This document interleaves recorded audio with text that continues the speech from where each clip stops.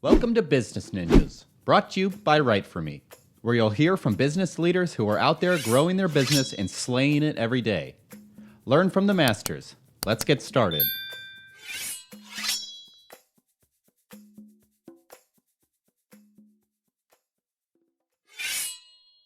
Hey everybody, welcome back for another episode of Business Ninjas. This is Kelsey here today with Sean Michaels. He's the Vice President of Marketing at Reconext. Sean, welcome to the show. Thanks, Kelsey. Happy to be here. So, Sean, tell me a little bit about yourself. So I have been a employee. I've been an entrepreneur. I've been an entrepreneur, and I'm back again, just being a regular old employee. I sold my company to Reconext hmm about 3 years ago, and now I head up global marketing for the company. Okay, so Reconext, tell me about it. Sure. We're an aftermarket services company. That means we fix and refurbish electronic devices, things like cell phones, laptops, tablets, wearables, everything up to cable boxes. So we act as a warranty provider for our customers. So if you had a laptop that breaks, for instance, it may end up at one of our service centers. We would fix it, send it back to you.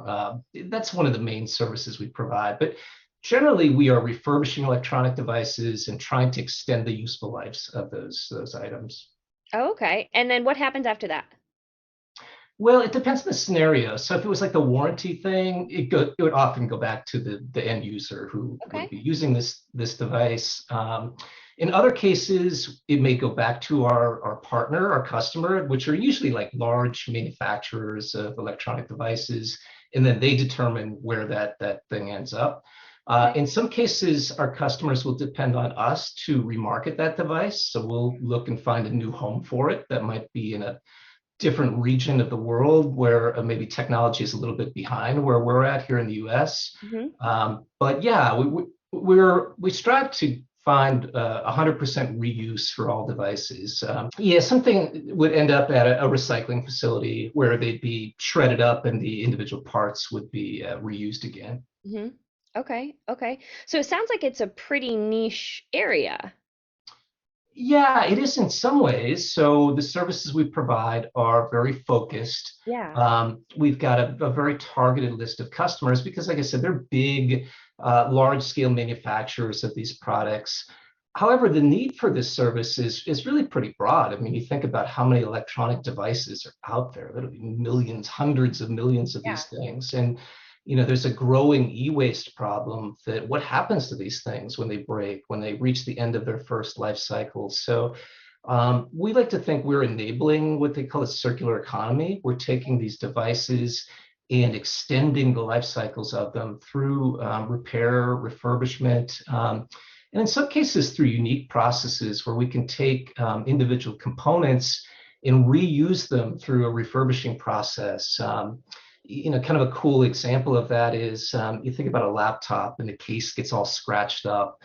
And when that thing is done with its first life and we're looking to remarket it, there's a better chance of it selling if it looks like new again. So we can take those cases and put them through a painting or a bonding process and get them back to like new status and not have to replace that part to get it back to that shiny out of the box kind of look. Yeah. So that's a unique, one of the unique things that we do to try and extend the lives of these things and really maximize kind of the circular aspect of what we're doing. hmm That's really interesting. Circular, working on that circular economy. It makes a lot of sense, and I'm sure it really works to increase, the sustainability. Yeah, no doubt. I mean, that's what it's all about is, circular practices, sustainability, trying to minimize the carbon footprint of everything that we do. And that means as these devices come back, trying to ship them to the closest possible facilities. We want to minimize transit because there's carbon, being generated from that. hmm Like I said, trying to use as many of the original parts as possible in these devices. And in some cases, they But they may have reached a state where they don't have market demand for Hmm. it's a really old model. But Hmm. even in that case, we're going to take the thing apart and we're going to use components again where possible. Yeah. And we've done that actually uh, in partnership with Dell to pull what they call rare earth magnets out of hard drives. And so we catch them before they would go into a shredding process. So these Hmm. things are older models, end of life. We Hmm. would demanufacture them, pull out these rare earth magnets, which can be used again, and then the Hmm. rest of the stuff goes through the shredding process. So we're trying to maximize reuse at every step where we can. Okay. Okay. So talking about like maximizing reuse, what are some of the other ways that you're able to stand out from your competition? Yeah, that's a good question. I mean, a lot of it's what we call this deep parts harvesting. That's one of the things where we're taking things apart, using every component we can. The refurbishing of a specific components, those are things that a lot of our competition will not do. I mentioned the resurfacing and repainting of laptop cases is just one example. Hmm. Um, but a lot of repair would involve just putting a new part on. That's frankly easier in some Yeah. cases. Just take the old one off, put the new one on. So we always task our engineers to go deeper to find new ways of reusing these components where others may not be doing that. And I think that's really one of our competitive strengths. Yeah, yeah. That's really interesting too that, people are so bright and brilliant that they're able to find new uses for technology. I think that's fascinating. Yeah, well, that's another aspect of the circular economy. I mean, the best thing is, frankly, if you can use it where it is, So I've got an iPad in front of me. At Hmm. some point, I'm not going to need it anymore. I'll have a newer and better one. But if I can pass this on to one of my kids or somebody right here, we want to extend the lives of these Hmm. things where they are. Hmm. That's kind of the first step. And Yeah. the sharing economy kind of plays into that. Just trying to use less and reduce this overall consumerism is, a big part of the circular economy as well. Yeah, yeah. So talking about, how does you talked about your target audience being larger scale companies. So when you Mhm. receive a piece of technology, does it come directly from, a person? Does it come through, one of these large scale manufacturing companies? Talk to me a little bit about that process. Yeah, so it depends. Things find their way back to us through all sorts of means. It may be a warranty situation Okay. that's one where it would often come directly from a consumer, or it might be from a business. You're using your business laptop and it's under warranty, so that might find its way back to us. It could be a product return. Somebody bought it, they said it didn't work, comes to us. We're going to test that thing, evaluate it, see if there's anything wrong with it. In many cases, it's not. People get stuff and it's kind of like operator error. They think it's broken, but it's really fine. So that's another service that we provide is just basic testing of devices and making sure all of the functions work the way they're supposed to. So Mhm. returns, that's another big way devices come to us.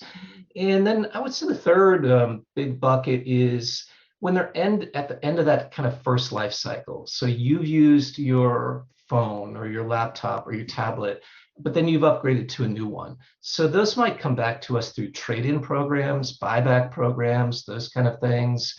More and more manufacturers are moving to what they call a product as a service. Mhm. So you buy your product and it's kind of under a service contract and you just pay monthly, but that covers everything. Mhm. Any maintenance that it needs, if anything goes wrong, it's covered. And then Mhm. at the end, when you're done with it, you turn it back in and Mhm. it comes to maybe a company like ours. And then we'll put it through the full testing and diagnostics. Mhm. And maybe we find a new home for it. Maybe it goes back to the manufacturer. But that's a new kind of way that products are being sold, and it's nice for the consumers too, because like everything's covered. You don't have to think Right. about it.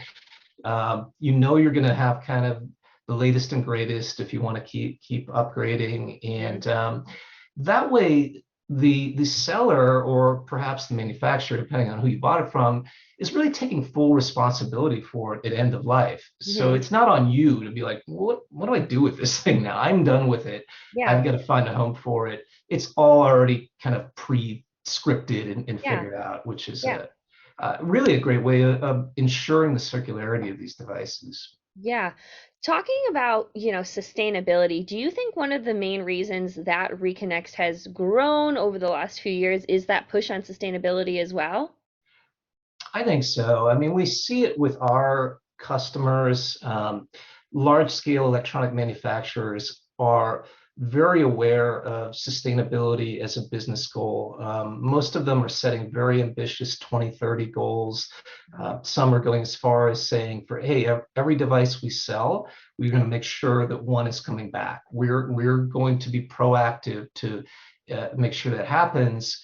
And in most cases, they can't do it on their own. They need partners. They need companies like Reconext who can enable aspects of that process flow. Mhm. Um, and so sustainability, I would say in the last few years has really become more top of mind for our types of customers. And even just in the general population, people are Yeah. just more aware of it now that just mountains of this e-waste is Mhm. piling up at Mhm. unsustainable rates. So we can't keep doing what we've been doing. And there is really meaningful change. I mean, it's a huge issue and it's not going to be solved overnight, but I do think it's being taken more seriously than ever, at this point. Yeah, I can agree with that. So, talking about Reconext and, how the business has been able to grow with this sustainability push, being at the top of mind, like you said, how have you been able to work to grow Reconex's brand awareness throughout those large scale electric manufacturing companies? Yeah, so I think we've got more work to do there, honestly. Reconext was the result of a rebrand in late 2019. So two other companies had come together, and instead of, they each had their own names. So we rebranded as Reconext as a Hmm. new brand. And then we promptly launched into the pandemic and Hmm.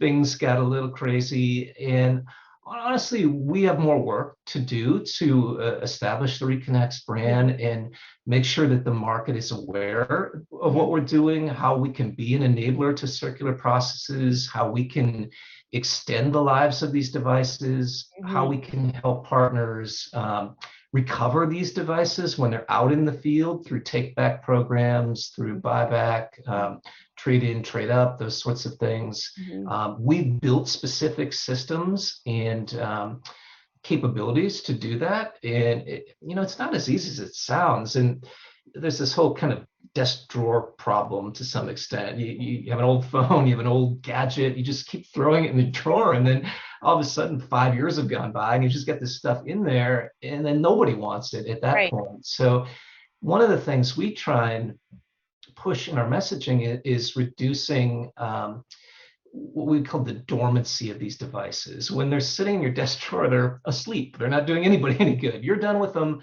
but there's demand for those devices Yeah. somewhere else. Yeah. So through proactive buyback in things like product as a service, we want to make sure that those things are coming back. Well, they still have useful life. We don't want them sitting in a drawer because for everyone that sits in a drawer, a new one needs to be made to go to somebody else, whereas that one could be, fulfilling that need. Right. So we need to bring that out in our messaging. We need to work with our partners more. But it's a fun, I don't know if fun's the right word, but it's a good challenge. Oh, We need to do absolutely. more of that. Yeah. And that goes too to that circular economy as well, talking about like being able to do those buyback programs and also raising awareness that, it's an important, it's on the top of everyone's mind, continue to make sure it is and work on that circular economy. Yeah, absolutely. Awareness is a big part of it. And the reason that desk drawer problem exists is it's either inconvenient or you don't know what to do with these Hmm. things. Yeah. There's so many, there's just so Yeah. many gadgets, and we keep Yeah. acquiring more and more of them.